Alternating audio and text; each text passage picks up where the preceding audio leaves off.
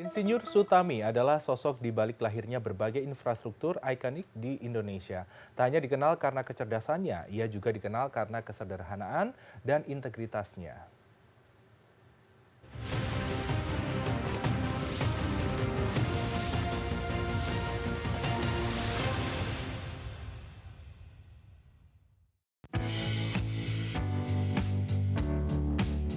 Nama Insinyur Sutami tercatat sebagai salah satu menteri paling berpengaruh dalam sejarah pembangunan Indonesia.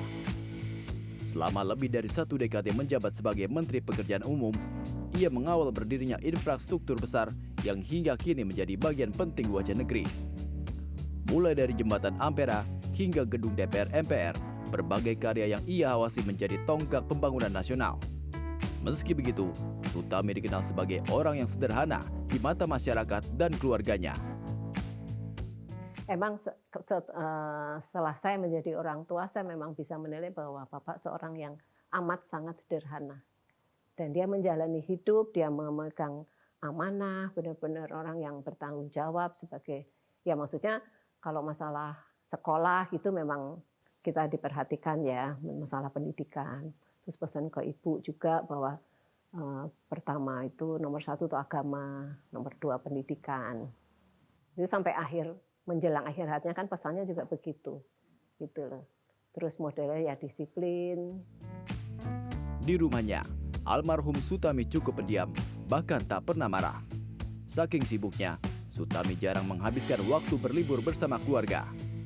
Meski begitu, ia tak lupa untuk menanamkan prinsip hidup yang terus dikenang oleh anak-anaknya hingga kini. Karena dari kecil tuh Bapak selalu pesan, ya harus rajin. Terus di saat meninggalnya pun mau meninggalnya pun tuh kita dipanggil satu-satu, pesannya adalah kamu rajin sholat dan rajin belajar. Itu kan prinsip ya. Nah itu yang saya, berarti itu harus ditanamkan misalnya ke anak saya juga. Kesederhanaan bukan hanya pilihan hidup, tetapi prinsip yang dipegang kuat. Setelah selesai menjabat, Sutami bahkan menolak fasilitas yang tidak seharusnya ia terima. Ewi berharap kerja keras, kedisiplinan, serta kesederhanaan ayahnya dapat menjadi teladan bagi penerus.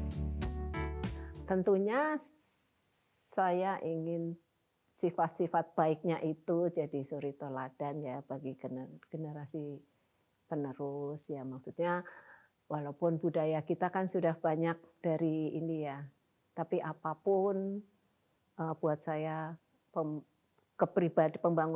membangun pribadi itu sulit ya.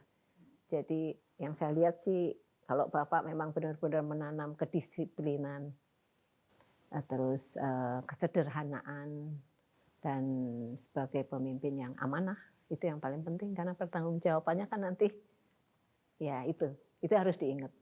Jadi saya maunya ya jadi suri teladan, jadi ya yang baik-baik aja yang diambil.